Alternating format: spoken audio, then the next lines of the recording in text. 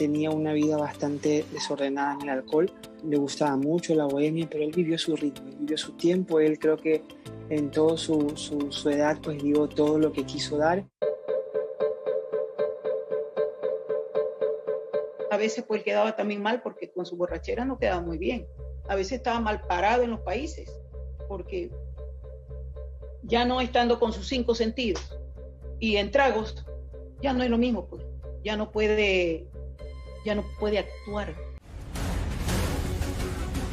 Buenas tardes, soy Diva Yesurún, la única diva de la televisión colombiana, y en este momento comienza Expediente Final. Hoy llegamos hasta sus hogares con la cronología de la muerte del inmortal ruiseñor de América, Julio Jaramillo, un romántico en todo el sentido de la palabra. Interpretaba pasillos, boleros, tangos y baladas. El artista ecuatoriano falleció por problemas en su corazón. Cuando realmente sufría era de la vesícula, tenía 43 años.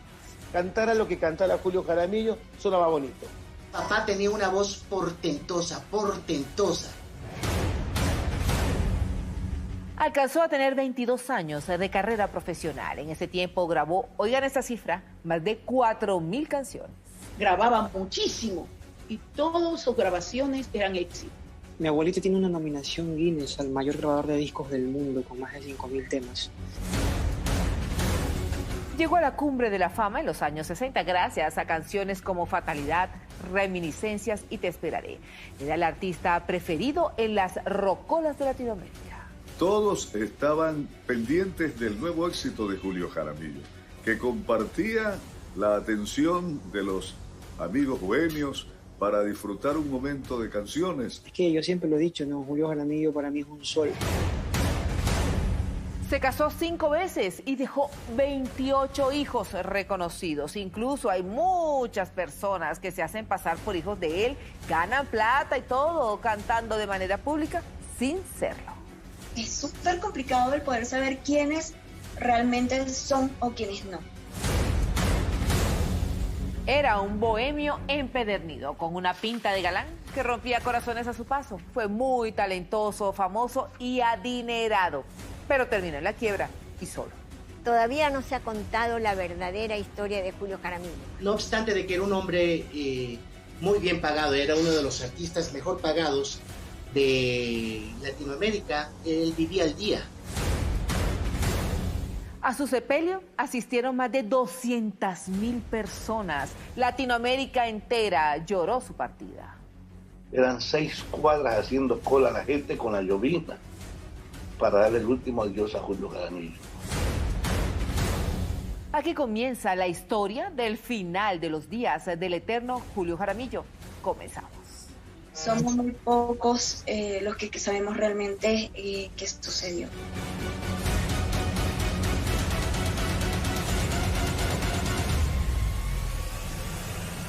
La vida mundana, la carne y los placeres mundanos no lo llenaban. Julio Jaramillo era una estrella desde niño. Su único objetivo en la vida era cantar. Quería que su voz se escuchara en todo el mundo. Se abrió camino solo a los 21 años, interpretando la canción Fatalidad. Corría el año 1956 en Guayaquil, Ecuador. Fatalidad, un bal de Laureano Martínez Esmar, peruano, fue el que catapultó a JJ a nivel nacional e internacional. Y de ahí se despuntó para hacer lo que sigue siendo hasta el día de hoy. Mucho corazón en cada entrega, en cada canción que él interpretaba. Y la verdad es que yo siempre lo he dicho, ¿no? Julio Jaramillo para mí es un sol. Es que Julio grababa muchísimo y todas sus grabaciones eran éxitos. Yo me acuerdo que con Fatalidad y Nuestro Juramento, por eso Julio Jaramillo es el más grande ecuatoriano.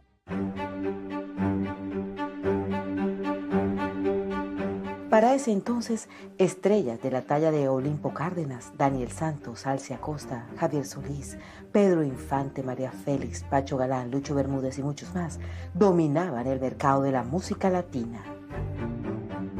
Inclusive de Olimpo Cárdenas grabó Fatalidad, de Héctor Ulloa grabó 5 centavitos que mezclaban muy bien con esa línea de vals ecuatoriano, peruano, los pasillos que él grababa y que ayudó a popularizar su sonido en nuestro país. En aquella época todavía se usaban.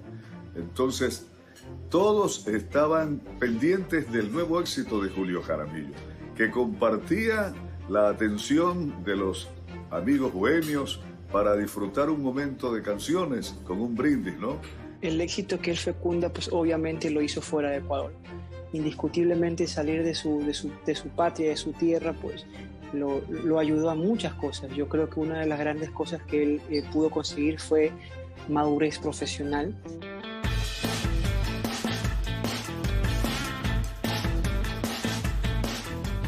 Era poco menos que un ídolo, y en muchos países de aquí de nuestra América. Y sus viajes eran frecuentes a México. La voz de mi papá, quien no tuvo entrenamiento vocal, que fue puro talento, la evolución de la voz de mi papá fue increíble, sorprendente. La técnica autoaprendida, la técnica que él mismo se enseñó, es increíble. Su voz, su portentosa voz. Tenía una voz portentosa. Escucharlo grabar, yo tengo también discografías donde él está con su voz allí en un estado etílico y wow, o sea, eso es espectacular el sentimiento que le pone. Su porte y elegancia le abrían las puertas en los grandes salones. Julio Jaramillo era muy bien parado como artista, era muy guapo, era sencillo, era honesto, era, ¿cómo le puedo decir? Es que era una persona que no se igualaba a nadie. Mi papá tenía un carisma muy fabuloso. Era una persona que te llegaba al conocerlo, una persona sumamente humana. Tenía ese carisma, esa manera de caer bien, de ser agradable ante el público, para su público. Mi papá era un hombre muy carismático, muy cariñoso con la gente, con todo el mundo, muy cariñoso. Y de hecho, a varios de sus hijos, o sea, a mí, se me critica de que, pero tú no eres cariñoso como tu papá. No, mi papá era mi papá. Mi papá era un hombre de amor para todo el mundo. Era un hombre muy noble, muy desprendido de lo material. Es más, era mal negociante. Él no creció económicamente porque no era muy buen comerciante. No le daba valor a la plata, para nada. No le interesaba, como si presentía que se iba a ir ligero. A su canción Fatalidad le llegó otro éxito, Nuestro Juramento, tema que lo catapultó en la cima de la fama. Llega él pues en los años 58, por ahí más o menos, Nuestro Juramento, Sus Manos, le hacen un arreglo distinto, con guitarras muy nuestro, muy sentido, y logra imponerse en todo el continente con esta canción. Hasta el día de hoy no hay quien no supere en esta canción a Julio Jaramillo. Creo que todavía no ha nacido nadie que tenga esa calidad de voz que tiene él, súper versátil. Lo podías escuchar cantar un bolero, un pasillo, un joropo, una gaita, un rock and roll. Tenía una voz bastante versátil. Cantara lo que cantara Julio Jaramillo, sonaba bonito. Si cantaba con dos guitarritas, con la gran orquesta, el maestro Bianchi, o cantaba con un mariachi en México, o cantaba con una orquesta completa de música venezolana llanera, con lo que le pusieras, Julio Jaramillo siempre suena bonito. Le gustaba compartir varias copas de licor en la intimidad con sus amigos. Era un hombre de la noche. Yo no lo vi en sano juicio, sino cuando subía al escenario, que era una escoba. Cuando Julio cantaba, y hacíamos siempre dos salidas en esa época. Se hacían dos salidas. Julio hacía la primera salida y luego la hacía Olimpo, le hacía yo la otra salida porque ya se hundía. Y él, ¿verdad? Tomaba, pero cuando salía a reuniones, y un amigo le decía, tomémonos un trago. Sí, está bien, tomémonos un trago. Él era muy amiguero. Y él, por ejemplo, salía a trabajar y con todos querían compartir. Bueno, como todos los artistas, ¿no?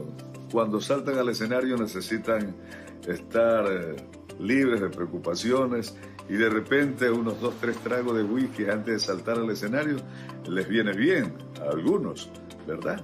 Entonces Julio creo que no sería la excepción porque era un ser humano común y corriente como todos nosotros. Tenía una vida bastante desordenada en el alcohol, le gustaba mucho la bohemia, pero él vivió su ritmo, vivió su tiempo. Él creo que en toda su edad pues dio todo lo que quiso dar. A veces pues quedaba también mal porque con su borrachera no quedaba muy bien. A veces estaba mal parado en los países porque ya no estando con sus 5 sentidos y en tragos ya no es lo mismo, pues ya no puede actuar, ya no puede ser como si estuviera sin trago, cantando o decidiendo su vida en otro país. Entonces pues a veces tenía sus problemas, pero fue muy querido en todos los países. En México le fue muy bien, pero bebía mucho y por eso lo echaron de allá, porque fue chavo. En Ecuador tenía sus seguidores, pero no era una primerísima estrella. En cambio, en el resto de Latinoamérica era un ídolo. En Colombia lo amaban. Colombia lo quería muchísimo. De hecho, él iba, en muchas oportunidades viajaba de Venezuela a Colombia a hacer grabaciones allá, ¿no? En Medellín. Por eso es que Colombia lo quiere muchísimo, ¿no? Porque realmente pues fomentó mucho su música allí. Aquí trabajábamos muy bien. Y luego se unió a nosotros Elenita Vargas, tan hermosa. Esa mujer la quisimos mucho.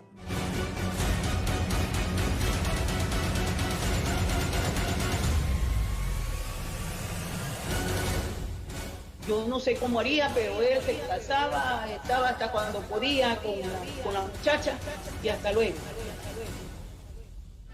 Expediente Final está llevando hasta sus hogares la cronología de la muerte de la leyenda latinoamericana Julio Jaramillo, un ídolo de habla hispana. Su carisma era su mejor arma de conquista.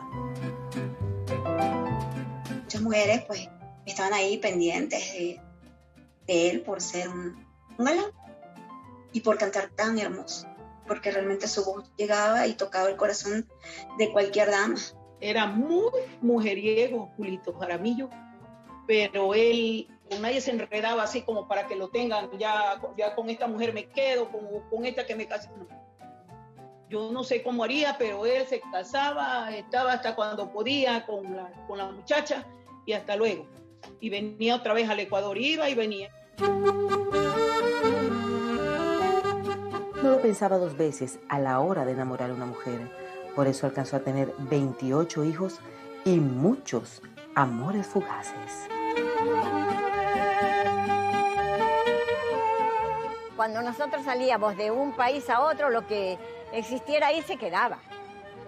Eso no habría problema. Yo no sé lo que hacía fuera de mi casa, ni lo averiguaba, por supuesto, porque a Julio Jaramillo las mujeres lo buscaban, él no las buscaba. Entonces, si él no me estaba dando problemas en el hogar, ¿por qué yo iba a darle problemas a él? El repertorio de mi papá, su book de canciones es inmenso, inmenso. Mis favoritas son las que grabó en Colombia. O sea, mucho de su mejor material fue las que grabó en Colombia. Hizo muchos tangos. Los tangos de mi papá me encantaban. Canté después con Julio. Cuando llegó aquí, yo le hacía la segunda. Él hacía 2 voces lindas. Haciendo una melodía, él hacía una segunda divina. Muy musical. Muy bella persona. Mi abuelita tiene una nominación Guinness al mayor grabador de discos del mundo con más de 5.000 temas, dentro de los cuales, por ejemplo, yo creo que y deduzco que son muchos más de 6.000 temas. Julio tenía una demanda tremenda de personas que querían grabar con él, producir con él, porque Julio era un vendedor de discos insigne, tremendo vendedor de discos. Entonces todo el mundo quería grabar con él porque sabían que tenían una venta asegurada, no un negocio fijo. Y todo lo que Julio Jaramillo grababa era como la espuma, subía. Eso no le pasa a cualquier artista, le pasará mucho, pero no a cualquier artista. Ser un conquistador le pesó. Fijó sus ojos en la mujer equivocada y tuvo que enfrentar las consecuencias que fueron tan graves que le tocó salir de su natal Ecuador y radicarse en Venezuela.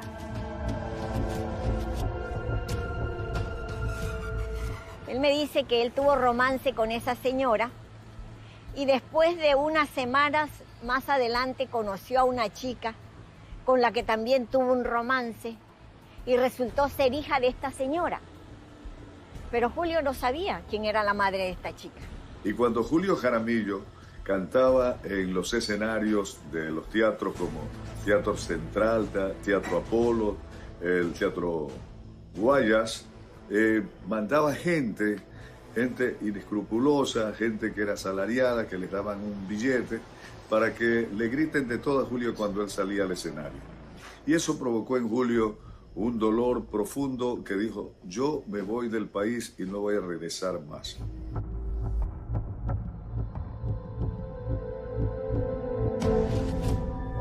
Recuerdo que Julio, después de eso se fue a vivir a Venezuela. Pero después en esa presentación esa noche, él no cantó las 3 canciones, cantó 2 y se retiró. Y me dijo, nunca más voy a cantar donde estos hijos de tal por cual.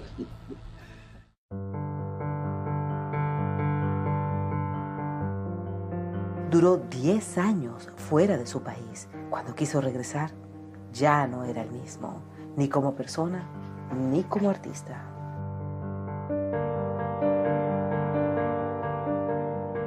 Lo que pasa es que él cuando vino acá, vino porque 2 razones. Una, teníamos que resolver el problema del divorcio de él para podernos casar. Y otra, porque su madre, él extrañaba mucho a su madre y quería ver a su madre. Estuvo muchos años sin poder venirla a ver porque cada vez que venía lo encarcelaban por asuntos de pensiones alimenticias, cosas así. En fin, su vida aquí fue un poco difícil. Fue un padre ausente para la mayoría de sus 28 hijos. ¿Sabes qué? En esos casos, los hijos no era la carrera lo que nos impedía disfrutar de mi papá. A veces era la vida que él llevaba, ¿no? Culturalmente, el hombre de aquellos tiempos era diferente al hombre que hay hoy en día, ¿no? Entonces, no es desconocido para nadie de que Julio Jaramillo tiene fama de conquistador, pues.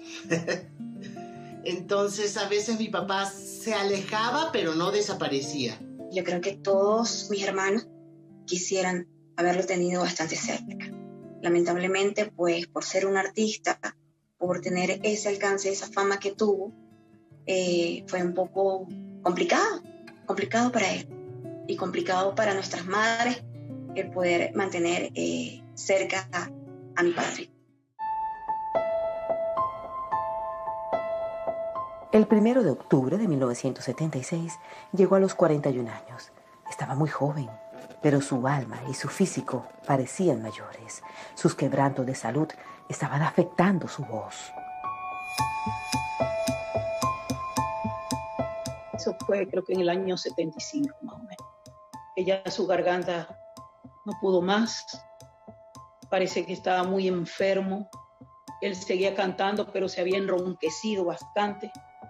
Y yo le preguntaba, ¿pero por qué estás? No sé, hermano, no sé lo que tengo. Ya esa voz cristalina que tenía se fue apagando e incluso hubo que bajar los tonos. Se le hizo un poco más grave la voz y ya no podía dar las mismas notas que daba cuando estaba en su plenitud. Su voz no era la misma, por 2 razones. La primera, por el uso y el abuso. Quiero decir con el uso y el abuso. Un hombre que se podía grabarse 3, 4 Lombriz en una noche, estaba abusando de su garganta.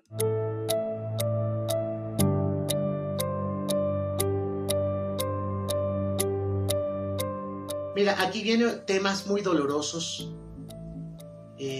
Yo recuerdo a mi papá muy angustiado, muy angustiado. No es que mi papá no tuviera voz, es que mi papá estaba muy enfermo en los últimos años. Mi papá venía arrastrando un problema vesicular. Ya el trabajo en él fue decayendo muchísimo en Ecuador, porque ya todos se dieron cuenta que él ya no cantaba como antes. Entonces, pero él seguía cantando, pero ya la voz cada vez era menos voz.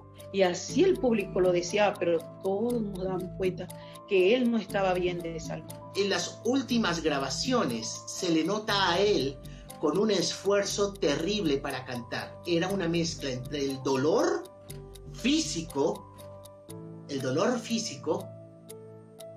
y el dolor emocional que él tenía de sentirse impotente, de realizar su arte, de no darlo todo.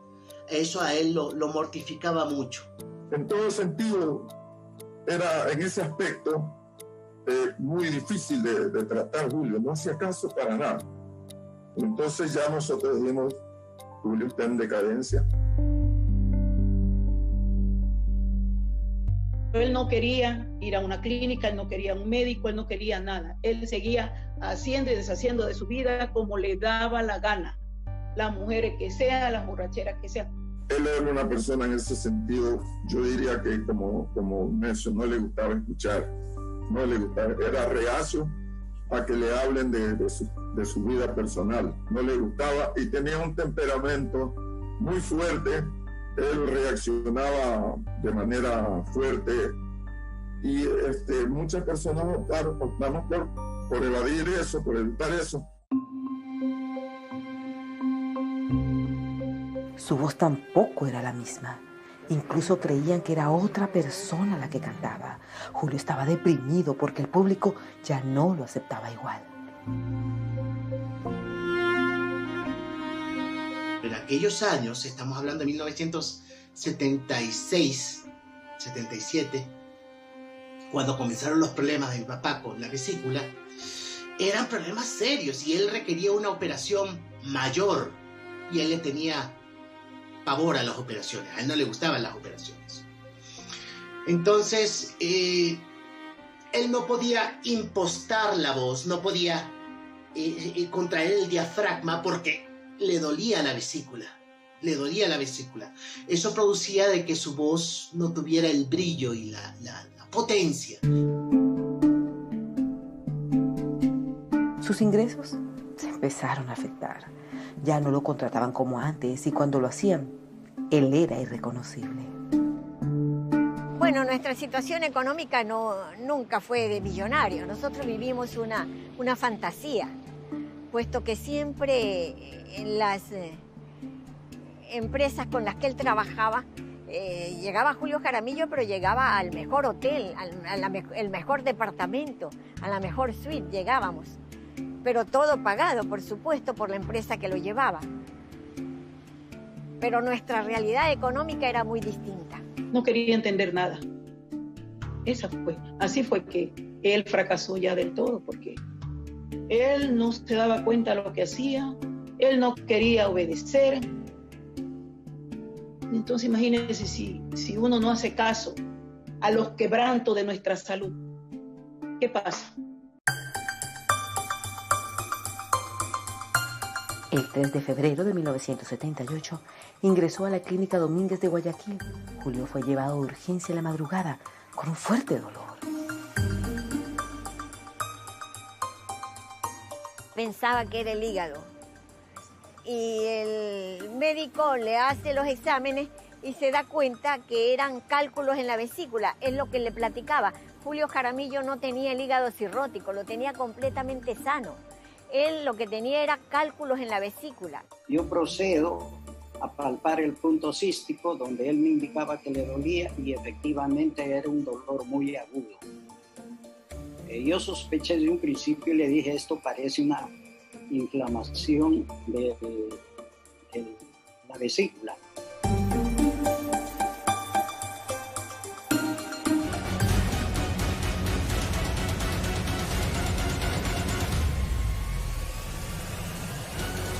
prácticamente nadie se acercó a dar la sangre. No se preocuparon por ayudarme a salvarme la vida. No todo lo investigado ha sido revelado. Expediente Final está llevando hasta sus hogares cómo fueron los últimos días de vida del eterno Julio Jaramillo. Mi papá estaba entrando al cristianismo porque se encontró de que la vida mundana, la carne y los placeres mundanos no lo llenaban.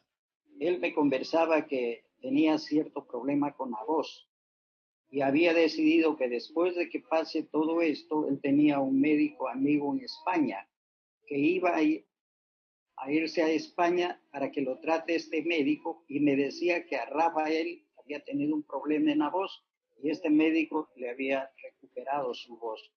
Bueno, como planes, te contaré, Gustavo, que estoy preparando probablemente para el próximo mes un viaje a España para realizarme una operación que necesito hacerme.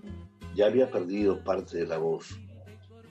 Ya no era el mismo Julio Jaramillo. Y él sabía, él estaba consciente de que su voz ya no tenía la fuerza interpretativa. Él sabía que no debía, porque le dijeron los médicos, no debía beber licor.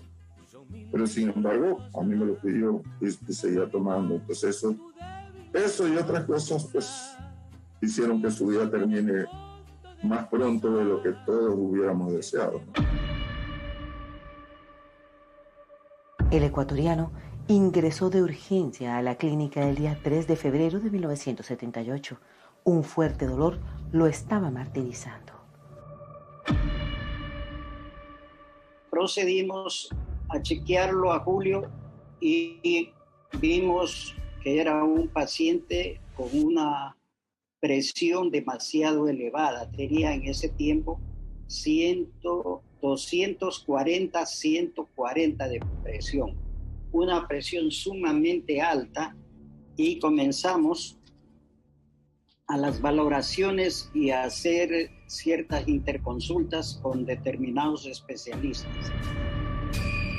Se determinó efectivamente que la vesícula del paciente estaba sumamente delicada, sumamente dilatada, y además de eso tenía un cálculo grande dentro de su vesícula, o sea, era una colelitiasis con una colecistitis, porque estaba bien dilatada e inflamada esa vesícula.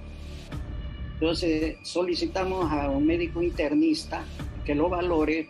Nos dijo efectivamente que los valores que tenía hasta ese momento había que proceder a una intervención quirúrgica prácticamente de emergencia.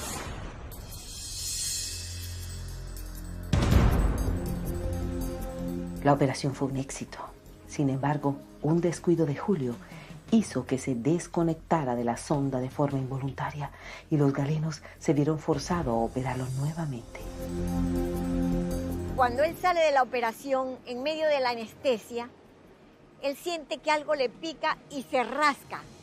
Él era fuerte. Yo traté de sostenerle la mano, pero no pude. Y al rascarse en la sonda que tenía, el drenaje que tenía, se rascó tan duro que se le salió. Entonces, lógicamente, eso produce que la bilis se riegue en la parte interior por el peritoneo. Ante la emergencia, se lo volvió a reintervenir para colocarle nuevamente el tren.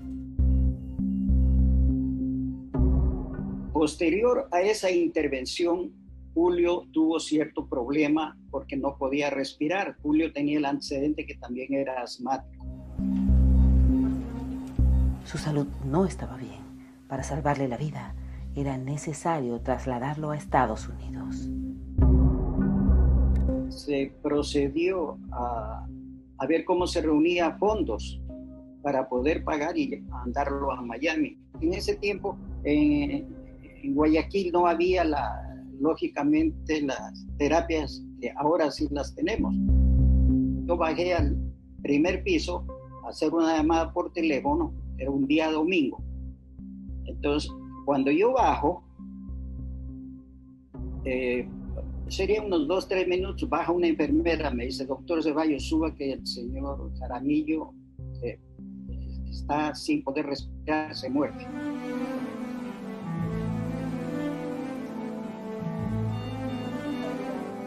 La familia estaba desesperada para salvarle la vida a Julio. Necesitaban mucho dinero, más del que ellos tenían. Así que decidieron convocar a esos amigos que tanto lo querían y lo acompañaban a sus presentaciones artísticas. Pero nadie lo ayudó. El gobierno mismo, al enterarse de que Julio Jaramillo estaba sufriendo eso, debieron haber comunicado. Yo sé que el gobierno tal vez hubiese hecho algo por Julio, pero nadie comunicó. A veces no me explico cómo es que no se preocuparon por ayudarme a salvarle la vida. No entiendo todavía. Desafortunadamente mi padre, aunque ganaba muy bien, era uno de los artistas mejor pagados de su época, él no pensaba en el futuro. Y prácticamente todos los ahorros que tenía se los llevó su enfermedad.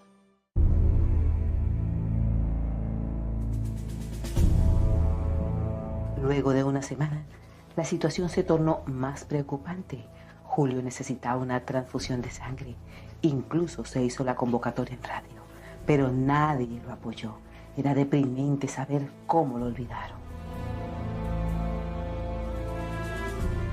Yo entro a la habitación de él a valorarlo antes de subirlo al quirófano y lo encuentro llorando.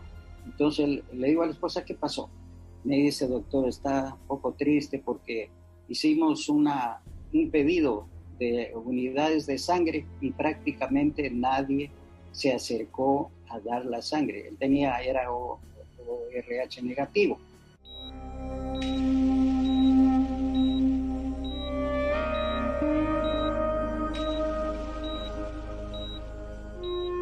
Julio, después de que ya estaba en ese estado, de que había recobrado prácticamente ya la tranquilidad, me cogió de la mano y desesperado me pedía una pluma. Le doy la pluma y en la carpeta que tenía me escribe, no me dejes solo, por favor, cóbrame lo que quieras, así. Entonces yo le dije, basta la confianza que me has tenido, no me voy a alejar de aquí. La noche ya viendo ya que no progresaba su salud, me fui al templo a orar. Y estando orando, yo le pedí al Señor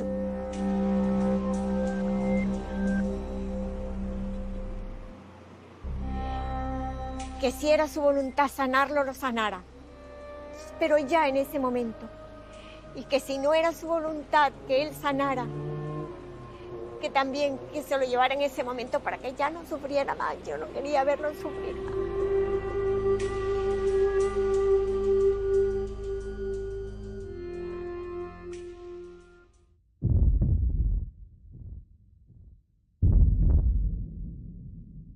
Sucedieron los días, más o menos a los 2 días de eso, lo desentubamos, un día martes.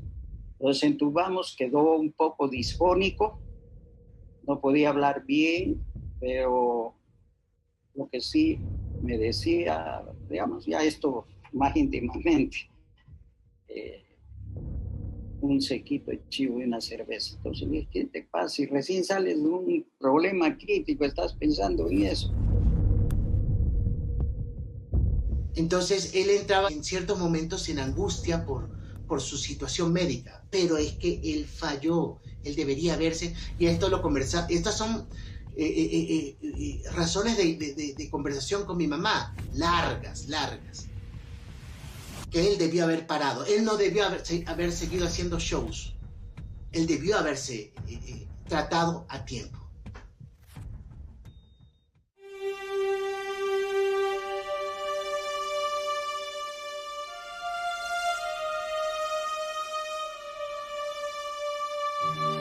El motivo principal fue un cardio, lógicamente un paro cardiorrespiratorio como consecuencia de una sepsis originada por el derrame biliar que produjo en su organismo. Eso lo intoxica prácticamente al organismo y eso es la causa del fallecimiento. Me llamó Olimpo y me dijo, murió Julio. Y le dije, no puede ser. Le dije, claro. Y ya íbamos a grabar. Ahí se quedó así.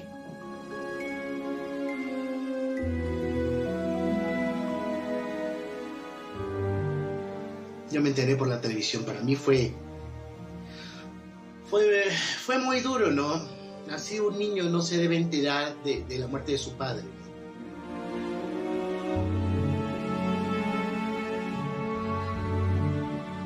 Cuando él muere, yo tengo 7 años de edad. Mi mamá se entera por los medios y realmente fue devastador, tanto para ella como para mis abuelos que lo querían como un hijo.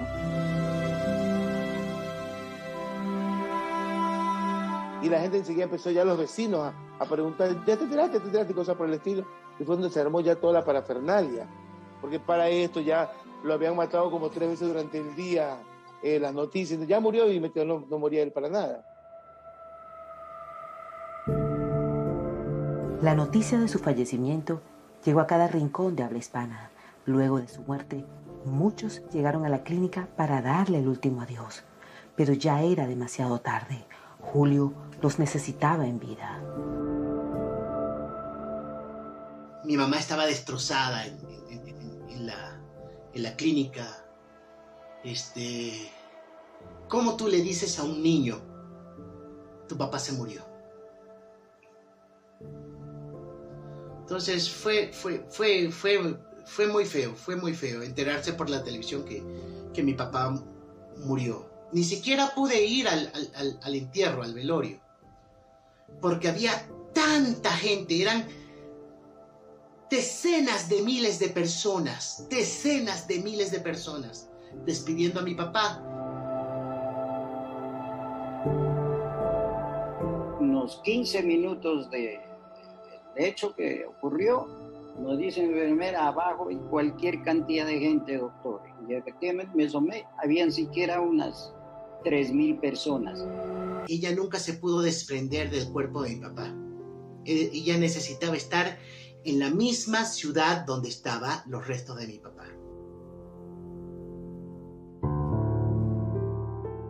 A la familia sí le quedó debiendo algo, un poco más de tiempo, compartir un poco más de ese Julio, padre, abuelo, es diferente, ¿no?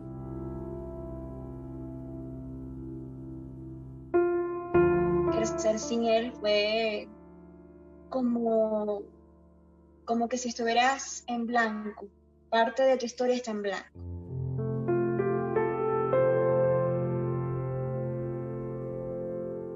Cada 100 años nace uno así.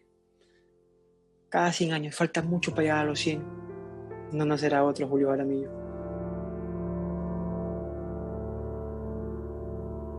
La familia se quedó con la tristeza de saber que nadie ayudó a Julio en su lecho de muerte. En cambio, se han aparecido impostores que han buscado lucrarse con su recuerdo.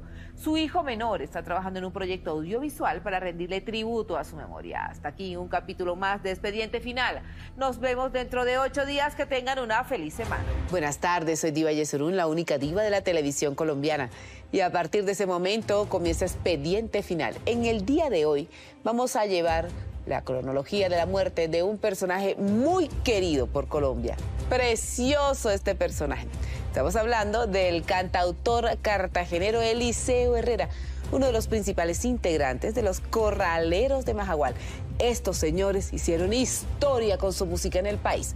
Es autor de más de 100 temas, entre los que sobresalen, escuchen esta lista: La Yerbita, La Manzana, El Vampiro, La Mafafa y La Adivinanza, por nombrar solo algunas. Él fue como mi tutor. Los Corraleros, para música comercial bailable, puso una impronta inolvidable. Yo creo que era el hombre que colocó más éxito bailable en Colombia. El dolor de la muerte de su esposa, Ana Isabel Corpas, fue el detonante para una serie de dolorosas enfermedades que llegaron a su vida. Miren esto, él sufrió de los riñones, perdió la visión y finalmente fue su corazón el que dijo, hasta aquí. Una cosa que nunca se le olvidó a él fueron sus canciones. Cada día se nos van esas grandes historias o grandes maestros. Este personaje es espectacular, muy coqueto y enamorador. Tuvo 12 hijos repartidos en 2 hogares distintos. A eso se le suman 25 nietos y 15 bisnietos. Era un ídolo en Colombia y Venezuela. Los corraleros de Majagual siempre han sido la sensación. Y Eliseo Herrera fue el alma de los corraleros siempre. Perfecto, era elegante, era muy bonito, muy alegre. Solo él hacía las cosas, esas melodías, esos trabalenguas, solamente él los hacía y los podía interpretar. Importantes artistas como Wilfrido Vargas ha interpretado varias de sus canciones. Su aporte a la música fue muy grande. Eliseo Herrera dejó un gran legado para las figuras de las nuevas generaciones. Personajes como él definitivamente no vuelven a nacer. Que fue importante en cuanto a la música picaresca de Colombia, ¿no? La verdad que Eliseo fue definitivamente un genio de la música caribeña. En esa época, los años 60, se grababa mucha música. Grabábamos hasta 4 LPs al año de 12 canciones cada uno.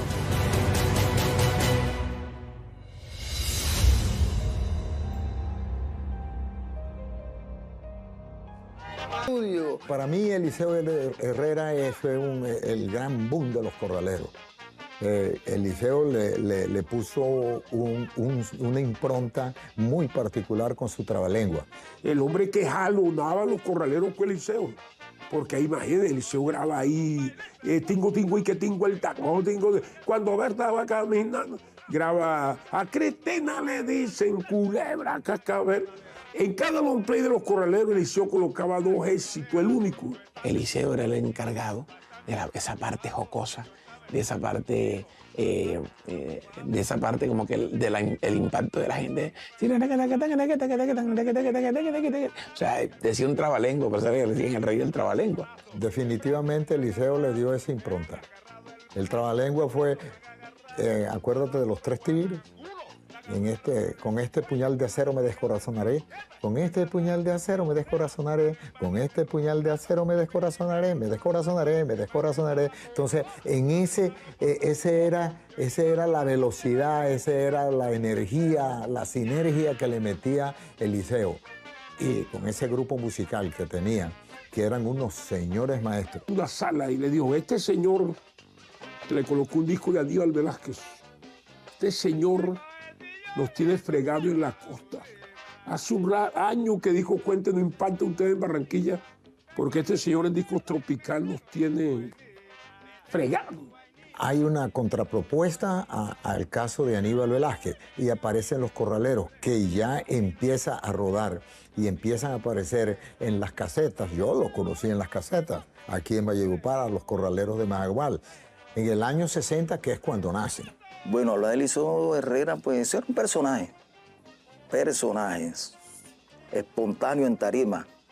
Su forma de actuar, de cantar, su alegría irradiaba, tenía un carisma, excepcional en tarima. Eliseo Herrera era el cantante estrella, porque con su amplia sonrisa mostraba las cordales. Y tenía una alegría permanente con sus maracas, movimiento muy activo.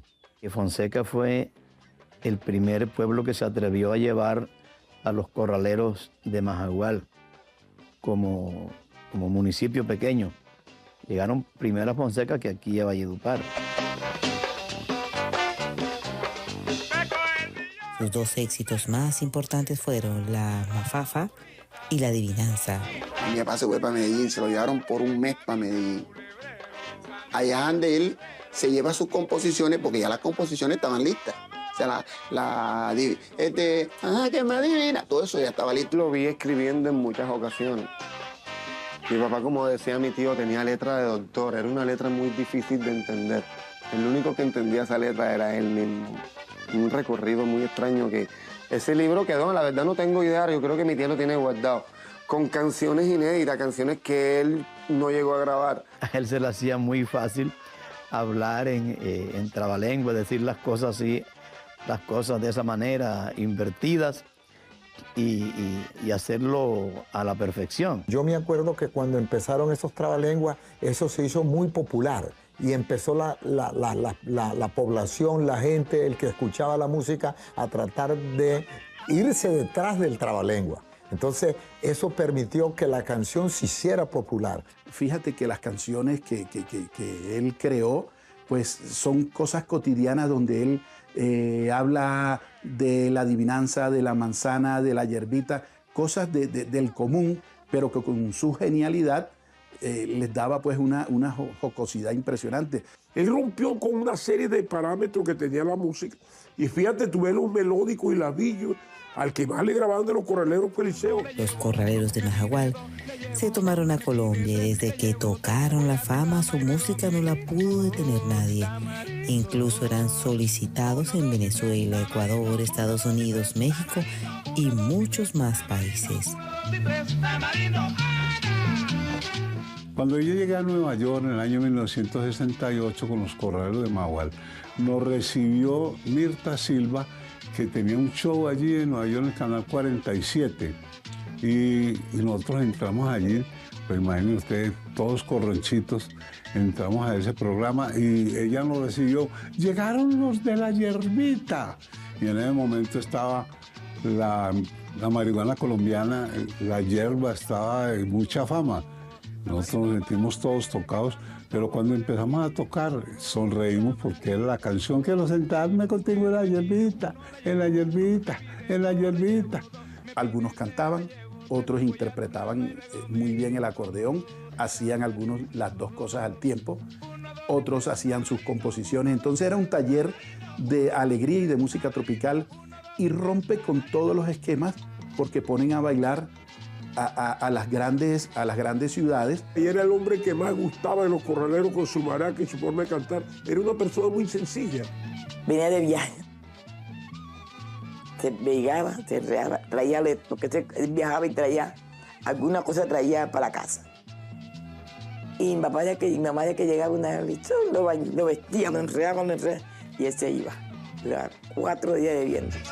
Su amigo Tyron del Cristo, quien años más tarde sería el manager de la fallecida cantante Patricia Terán, recuerda qué pasó cuando los corraleros de Majagual llegaron a Venezuela sin Eliseo Herrera. Una vez lo contrataron en Venezuela y como no fue Eliseo Herrera, dijeron, si no viene Eliseo Herrera, no tocan los corraleros. Y lo mandaron a buscar aquí a Cartagena. Cuando llegamos a Maracaibo, el tipo tenía una caravana para llevar a los corraleros, a Lisandro Mesa, perdón, porque era el evento, pero con Eliseo. El tipo comenzó a buscar y cuando vio que bajaron todos y no llegó Eliseo, lo encaró. Sandro, ¿qué pasa? Y Eliseo, no, que Eliseo se tiró del avión, no se quiso venir. Yo te dije que el contrato era por Eliseo. Yo tengo toda la bolquería vendida, toda. Y mira lo que yo traje aquí para llevarlos a ustedes hasta el pueblo. Yo necesito Eliseo aquí. Colombia está conociendo el expediente final de uno de los artistas más emblemáticos de la música sabanera, Eliseo Herrera, miembro de los corraleros de Majagual, quien se caracterizaba por tener una pluma excepcional y una envolvente voz. La mayoría de los artistas querían trabajar con él. Incluso Eliseo se dio el lujo de rechazar una tentadora oferta laboral por parte del Gran Combo de Puerto Rico. Fue el maestro Eliseo Herrera, que estuvo llamado por orquestas como Lavillos, los melódicos. Alternamos con el Gran Combo de Puerto Rico y le dijeron a Eliseo, queremos llevarte para el Gran Combo. Y Eliseo Herrera dijo, yo me voy con ustedes, pero tengo que llevarme mi acordeonista. Bueno, también se va el acordeonista, pero hubo un problema. Ya Eliseo estaba para jubilarse ya, digamos, en un mes, y yo estaba también pero me faltaba más. Digo, si yo me voy a trabajar con el Gran Combo, el promedio se me venía abajo. Entonces yo, por eso no hicimos parte con el Gran Combo. El pianista del Gran Combo le dijo, vea, un negro como ese, como canta, y esos trabalenguas no lo consigue usted en ninguna parte. El señor le ofrecieron un trabajo en Venezuela y te vas a privar. Billo Frometa lo vino a buscar y no se quiso ir.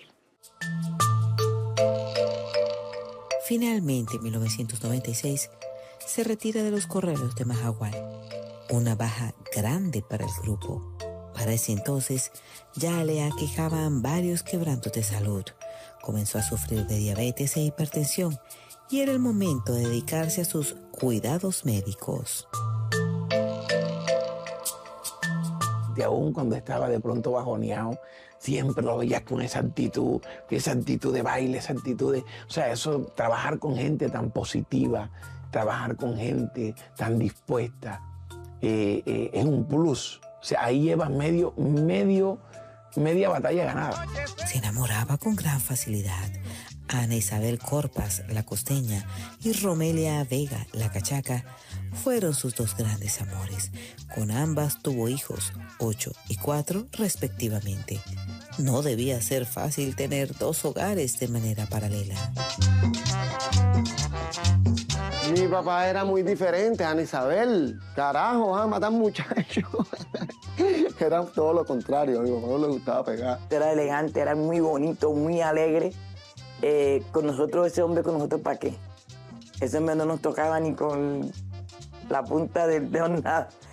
Porque era un hombre que no le gustaba ni pegar, no le gustaba regañar, pero mi mamá sí, él decía, vean a Isabel, regáñalo, porque él no le gustaba. Fueron sus amores y así lo reconoció el público y sus hijos. Es más, nos hizo querernos con los hijos de la cachaca. Porque tú sabes que un hermano con otro, no sé, cuando esas cosas así, ya esos son sus hermanos, ¿eh? Y la cachaca venía aquí. Que él hacía un mercado para todo el mundo aquí. Él no tenía que ver con que si tú o el otro trabajaba y traía, no. Él hacía y compraba saco de arroz y ese saco de arroz era para toda la familia. Él traía mandarinas por montones y era para todos los pelados. Él traía manzanas para todos los pelados. Él traía, o sea, todo lo que él traía era para toda la familia. Y lo mismo hacía en la Piedra Bolívar, que es donde está la otra familia de él, la señora Romelia. Venía con otro televisor. Sábado que se iba, se llevaba en un carro un televisor y quedaba uno aquí. Compraba 2 estufas, una igualita para aquí. Porque es que, le voy a comentar algo. Mi mamá era una persona que no era ni rabiosa. Mi mamá no era rabiosa. La señora que usted ve en el cuadro no era rabiosa. Al contrario, mi papá llegaba borracho. Amaneció para pagarlo con agua. Eran 3 días borrachos. Entonces mi mamá le decía a la esposa, le decía, Eliseo, pero por favor, acuéstate a dormir. No voy a acostar a dormir. Bueno, entonces mi mamá me decía a nosotros, busquen un carro para que lo manden pan de la otra mujer. Nunca lo vi pelear. Ella no peleaba por nada. Mi papá tuvo otra mujer. Era una cachaca. Mi papá vivía en la Piedra Bolívar con la cachaca. Se iba los sábados y venía los lunes. Y mi mamá nunca peleó con esa mujer. Jamás. La mujer venía aquí y mi mamá iba allá. La esposa de mi papá cantaba ranchera, mi abuela Ana Isabel Corpa. Tenía un vocerrón. El tono de voz de mi abuela Ana era muy alto. Ellos cantaban mucho en las noches. Mi papá tocaba la guitarra y ella cantaba. Cantaban en coro. O sea, en dúo, los dos lo hacían. Componía él, componía también su señora esposa también componía. Fue compositora. Y el legado musical lo adquirió fue por medio de su madre. Se ponía bastante nervioso en los aviones y se metía su traguito. Y era bastante enamoradito. Allá en el barrio Torices Papayal, donde vivía en Cartagena, tenía sus 2 mujeres, una que le decían la cachaca y la otra Una morena se llamaba Ana. Y vivían feliz con todas y ellas eran como hermanas. Él era un personaje muy querendón, muy querendón. Incluso dentro de sus canciones, por eso tú podrás ver una canción dedicada a la cachaca. Allí la tiene y algunas otras que no le puso el título directo, pero era dedicada a ella. Y Ana, pues naturalmente, que prácticamente la conocimos todos y que fue su gran amor. El primer gran duro golpe de su existir fue la muerte de Ana en 2009. El dolor de su ausencia se apoderó de su vida y es ahí cuando tiempo después empieza a tener problemas en sus venas. La circulación de la sangre no era la misma y de repente sufre una trombosis. La señora Ana Corpa murió y eso Wetenay quedó solo, ¿verdad? A pesar de que tenía otros hijos por acá con otra señora allá del interior. Ese señor se quiso volver loco. De ahí fue que le vino a él eso. De ahí de la muerte de mi mamá. Y para acabar de rematar se le murió un hijo. Que lo quería tanto, era el que más quería. Se parecía a él y todo. Con fuerza, valentía y apoyado por el amor de su familia, a sus 84 años se enfrentó las consecuencias que le dejó la trombosis en su pierna y brazo izquierdos. Su hija Manuela estaba muy preocupada por las secuelas que dejó esta enfermedad y se concentró en sacar adelante a su papá. Quería evitar a toda costa un infarto o que se comprometieran los pulmones, pero su tiempo de morir aún no había llegado, pese a que ya no tenía ganas de seguir viviendo como antes. Sin Ana, nada era lo mismo. Ella era una señora que era tan fuerte. Ella podía tener los dolores que quisiera, que ella no le decía nada a él para que él no fuera a preocuparse. Y ella callada y callada y callada, hasta que ya no pudo más y le dijo: Eliseo, tengo un dolor aquí en la columna. Sí, tengo un dolor en la columna que ese dolor no me deja ni caminar. Yo camino de aquí y me estoy agitando. Pero cuando me dimos cuenta: mami, ¿qué es lo que tienes tú? No, porque tengo como un dolor en la columna. Enseguida corrimos a llevarla.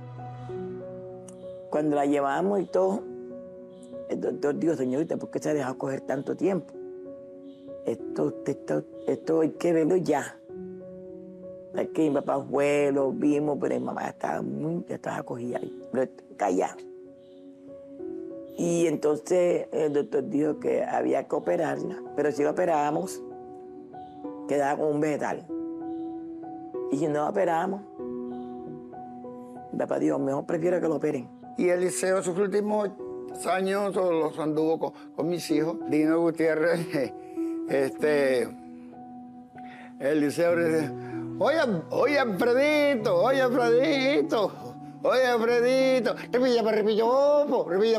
Alfredito. Lo despedimos con música. Su entierro fue 3 días. Lo último que hace Eliseo el estéril fue un éxito.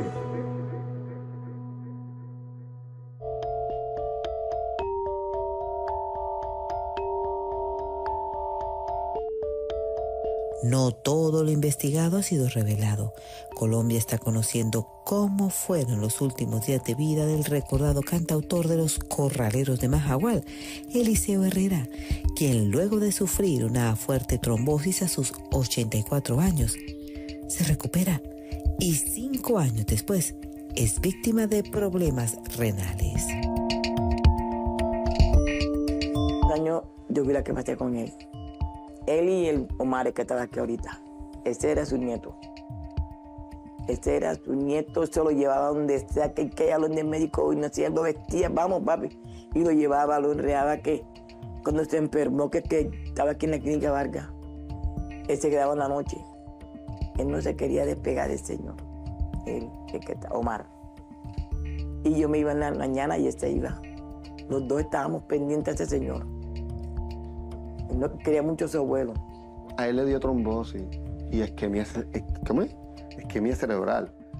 A él se le olvidaban las cosas, muchas veces se le olvidaban cosas, muchas veces se acordaba de mucho. Había momentos en que se le olvidaba todo, pero había momentos en que se acordaba de muchas cosas que tú te quedabas como que, mira, una cosa que nunca se le olvidó a él fueron sus canciones. Yo ingresé a los típicos corraleros de Majagual. Fueron muy pocas las veces que el maestro estuvo con nosotros, porque ya él estaba avanzado de edad y estaba un poco enfermo. La última vez que fue con nosotros fue a Bucaramanga y, por cierto, para allá se nos enfermó. Llegando a la terminal, sí, Omar, el nieto, tuvo que correr para llevarlo al hospital porque se nos enfermó. Desde ahí, pues, entonces optamos por no llevarlo más porque ya estaba delicado de salud. Definitivamente Eliseo era muy fuerte. A sus quebrantos de salud, que incluían diabetes, hipertensión, fallas renales y las consecuencias de una trombosis, se suma un agresivo daño en el nervio que conecta el ojo con el cerebro por una presión ocular elevada. Así las cosas, el maestro es operado de urgencia. Nos dolió mucho porque pensar uno que una persona tan grande, un personaje tan inmenso como es Eliseo Herrera, pues verlo uno como, tú sabes, uno es humano, de todas formas, pues tiene su ciclo y hay que aceptar las cosas, pues, cuando vienen de Dios, y es la ley de la vida. Una enfermedad que siempre uno la tiene encima, que la tuvo encima él, el azúcar, la presión. Esa era la correndía de nosotros aquí en la casa. ¿Por qué a mi papá se le bajó el azúcar? ¿Por qué a mi papá la presión? A 1 de la mañana, a las 2 de la mañana. No podíamos dejar solo porque el azúcar porque hubo un momento que él estaba acostado y de pronto quedaba, ¿qué le pasó a mi papá? Yo me paraba porque dormía solo.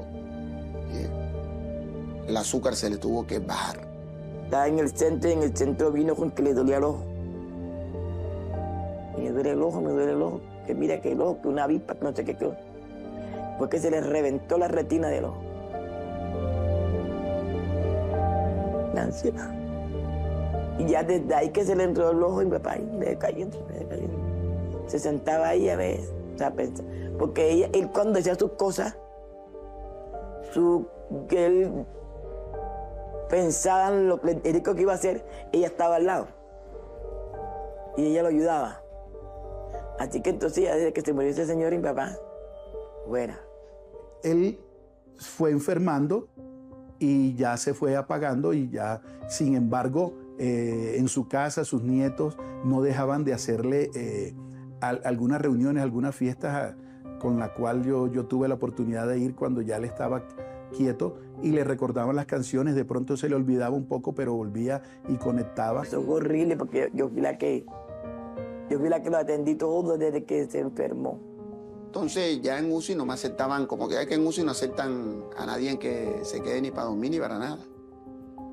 Ya el día siguiente fuimos y entonces mi papá tenía los brazos así hinchados, pipón, y pie barrigón así, lo pullaban y entonces lo tenían con tubo y entonces uno le hablaba, pero entonces ya no era lo mismo. Ya mi papá así, y yo decía, papá, ¿cómo estás? Y con ese tubo y esa cosa ya. Y le decía a todo esto aquí en la casa, mi papá no lo veo bien. Aquí en la casa, mi papá no lo veo bien. Vamos a ir llamando a toda la gente porque no lo veo bien.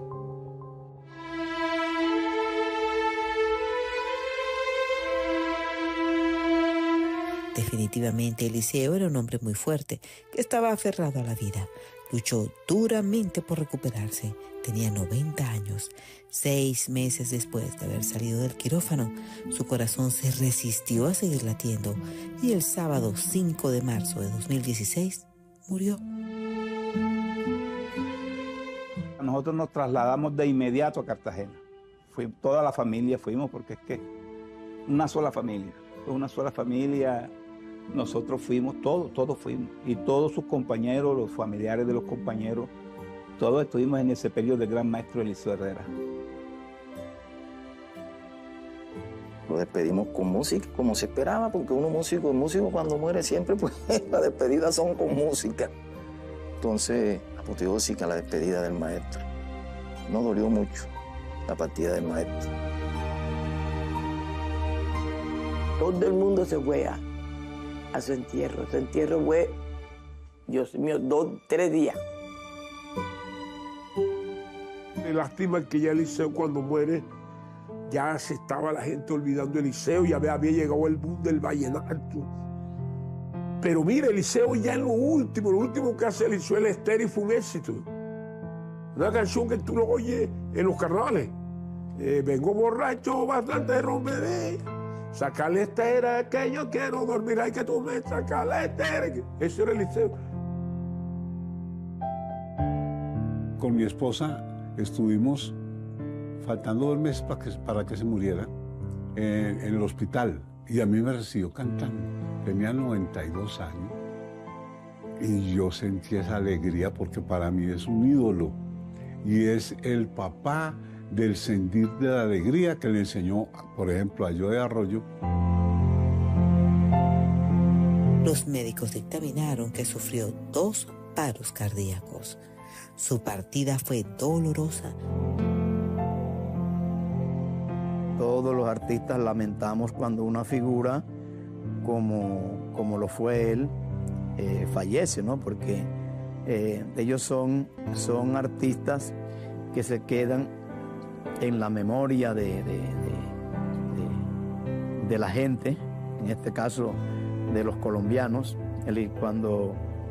Donde se hable aquí de Eliseo Herrera, sabemos quién es y lo distinguimos. Y sabemos lo grande que fue y el valor que tuvo como artista para nuestro país. Teníamos acá en la casa, teníamos ahí hasta que otra vez se agravó y íbamos para la clínica de aquí de Vargas y ahí sí falleció en la clínica Vargas. El acompañamiento en su enfermedad, pues eso fue mutuo de su familia, que siempre estuvo pendiente la señora Manuela, que convivía con él ahí en la misma casa. Omar, que siempre estuvo al pendiente de él, era el que lo transportaba aquí, lo vestía, le ayudaba. Omar, su nieto. Y la muerte del maestro, pues eso fue una sorpresa grandiosísima para nosotros. Musicalmente nos dolió muchísimo. Ese entierro estuvo muy concurrido. Claro, mucha gente. A él hicieron primero un homenaje en el Coliseo Bernardo Caraballo. El cajón lo llevaron primero para la funeraria, allá lo prepararon todo, y lo llevaron para el Coliseo. Allá estuvo en ese entonces quien estaba en el mandato de la alcaldía, era el señor Manolo Duque, creo que es que era Manolo.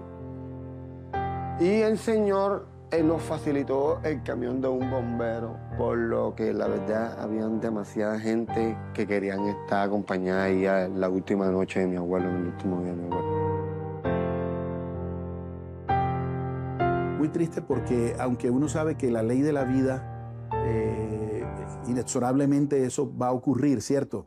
Pero uno siempre quiere que estos personajes, sobre todo, le sigan aportando a la cultura, a la alegría, al folclore. Creo que fue una noticia muy triste y sigue siendo triste, porque cada día se nos van esas grandes historias, esos grandes maestros que nos acostumbraron a un estilo de música muy diferente, a un estilo de música muy sano, a un estilo de música muy hermoso, que era solo bailes. De todas maneras, mis aplausos para el maestro Eliseo. Eliseo fue un fenómeno único.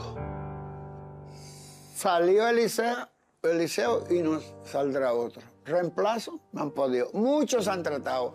Yo incluso, porque nos hicimos juntos, Eliseo y yo, en mis shows canto, pues, la música de él la canto yo. Pero yo reconozco que de pronto lo haré bien, pero como Eliseo, eso es único. Eso fue, como repito, otra mujer no vuelve a parir un fenómeno como Eliseo Herrera. muchos les costó entender que su tiempo había caducado. Sus admiradores y familiares se dieron cita en Cartagena en el Teatro Adolfo Mejía para darle el último adiós. Se notaba que era un hombre muy querido, admirado y respetado. Eso era mucha gente, la radio, todo.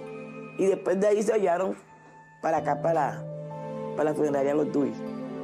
Ahí también le hicieron homenaje en la funeraria Los Duis. Ahí estuvieron casi todos los corraleros. Calixto Ochoa, Lisandro Mesa, Alfredo Gutiérrez, casi todos llegaron, sí. Muy bonito, muy bonito. Tuvieron que buscarle eso hasta el bombero, el carro bombero. También llegó el carro, iban montados los cantantes, iban todos los champetas. Que en sí a él no lo hemos olvidado. Aquí cada parranda que hacemos, esa música de él no va a faltar. Cuando vienen los hijos de Montería, de San Andrés, que hacen reunión familiar, esa es la música. O sea, aquí escuchamos la música de mi papá. Él dejó un gran legado y un estilo que afortunadamente tienen personas como es su hijo, su nieto, que van a seguir con eso y van muy bien. En estos momentos en Colombia no hay un grupo de esa talla que tenga tantos integrantes tan importantes como los había en el grupo de los corraleros de Majagual, y por el legado que dejaron. Siempre los vamos a extrañar. Por fortuna, nosotros tenemos ese catálogo musical, que eso será imborrable. Estará para la memoria, para la posteridad, y que allá hay mucha música, incluso todavía hay mucha música que no la hemos tocado muchas veces, que todavía hay sorpresas musicales allí, que no tuvieron la oportunidad de pronto de estar en un CD, sino solamente haber salido en vinilo, y que ahora nosotros nos hemos dado a la tarea de digitalizarlo, de masterizarlo y nuevamente ponerlo al público que no ha tenido la oportunidad de escucharlo, y con toda seguridad que allá iba a haber mucha alegría para mucho tiempo. Indiscutiblemente, nosotros lo amamos. Los amantes de la música, los caribes, los costeños, para nosotros hablar de Liceo es hablar de una tradición musical folclórica inmensamente grande que la llevamos dentro del corazón. Es un sentimiento inolvidable. Él heredó de su madre y dejó su legado para sus hijos y sus nietos. Que vivan por siempre los corraleros de Majagual. Qué gran aporte le hicieron a la música de nuestro país. Hasta aquí un capítulo más de Expediente Final. Nos vemos dentro de 8 días con otra historia de impacto. Que tengan una feliz semana y gracias por acompañarnos.